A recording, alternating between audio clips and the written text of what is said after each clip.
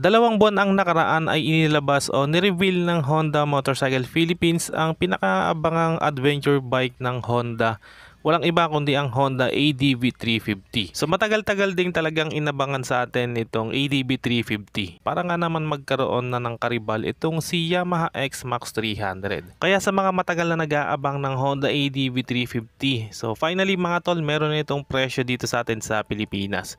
So ang ibinaba nga ng Honda Philippines na presyo dito is 306,000 pesos. So yan yung SRP niya mga tol. Kaya sa mga nagbabalak maglabas ng ADV 350 mga tol, so abang-abang lang tayo, malapit na itong i-display sa mga dealership ng Honda, sa mga Honda big bikes. Kaya kung interesado kayong bumili, so pwede nyo naman ako i-PM sa Facebook page natin or call or text lang kayo sa number ko.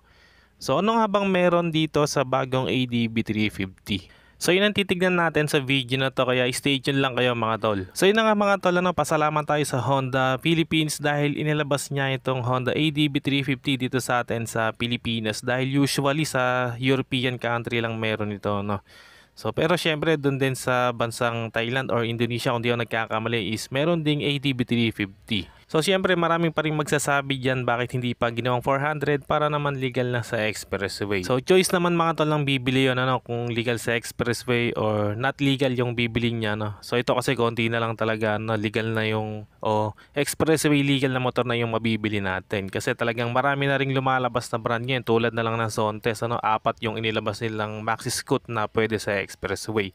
Pero syempre dito sa Honda ADV 350 na matagal na nating inaantay dito sa atin sa Pilipinas.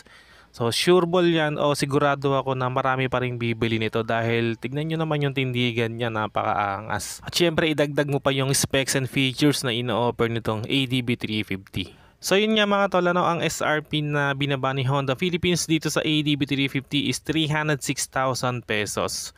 So sulit nga ba to mga tol? So yan ang titignan natin. Unang-una mga tol, gumagamit ito ng 329.7cc single cylinder liquid cooled single overhead cam 4 valve, and naka ESP plus na rin, fuel injected o program fuel injected engine na kaya mag-produce ng 29 horsepower at 7,500 RPM at peak torque na 31.8 Newton meters at 5,250 RPM. And pagdating naman sa fuel consumption mga tol, kaya nitong umabot hanggang 27.7 kilometers per liter. So not bad na rin para sa isang 350cc na makina, And pagdating niya sa fuel tank capacity mga tol, meron itong 11.7 liters fuel capacity. Pagdating naman sa looks ito mga tol, talagang napaka-rugged ng datingan. At the same time, andon din yung pagka-elegante ng looks, So dito sa front end, meron siyang sharp design o sharp look design. And talagang napaka-sporty ng datingan. So meron din siyang wind visor dito, So adjustable na rin yan.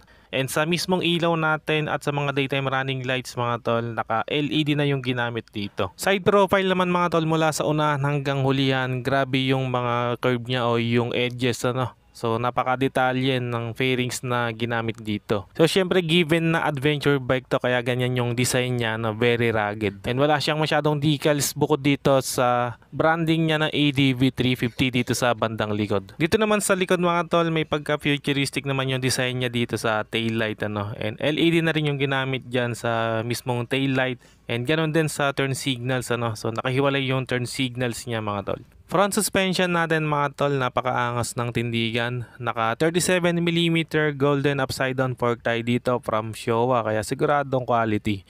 And pagdating naman sa brakes natin, naka single disc tie dito sa unahan with single piston caliper by Nissin. At equipped na rin yan mga tol ng ABS or anti-lock brake system. Then sa front tire naman natin, naka dual purpose tire tie dito na may sukat na 120/70 rim 15. And pagdating naman dito sa likod mga tol, sa rear suspension natin from Showa din, naka dual shock absorber tayo. So with subtank na rin yan mga tol, And sa brakes naman, disc brake din. And meron na rin itong ABS mga tol. Tapos sa gulong, meron itong sukat na 140/70 rim 14. At equipped na nga rin pala to ng traction control system. Sa cockpit naman mga tol, very elegant ng datingan. Tapos sa mismong meter panel natin, TFT display na yung ginamit, So meron na rin itong Honda Road Sync kung saan pwede natin i-connect yung smartphone natin. And meron siyang on-screen navigation. Ignition switch natin mga tol, keyless yung ginamit dito. Tapos sa baba niya meron siyang dalawang button para sa seat opener at yung fuel cap opener natin. And pagdating naman sa upuan upuan natin, yung seat design niya mga tol, bumagay talaga doon sa overall body design niya, no? Very rugged din ng datingan. At ang maganda niyan talagang malapad, kaya siguradong komportableng sakyan. And other features mga tol, meron itong 48 liters underseat compartment na kasya yung dalawang full face helmet, ano.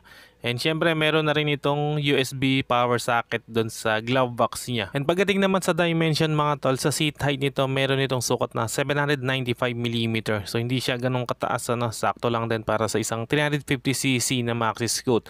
And sa ground clearance naman medyo mataas, meron itong sukat na 155mm. And sa timbang naman mga tol, so meron siyang kabigatan dahil may bigat itong 187kg. Okay mga tol, soon meron na rin ito sa mga Honda Big Bikes nationwide, ano, kaya sa mga may pambili niya dyan, abang-abang na lang kayo. Kaya kung interesado kayong bumili, pwede nyo ako i-PM sa Facebook page natin or call or text lang kayo sa number ko. Hanggang dito na lang muna mga tol kung umabot ka sa part ng video na to. So maraming salamat sa panonood, at kung bago ka lang sa channel na to, wag na magatubili pang mag-subscribe at paki-on na rin ng notification bell para ma-notify ka pag may bago tayong upload. And meron din tayong Facebook page, paki-like and follow na rin. Maraming salamat mga tol, always ride safe and God bless.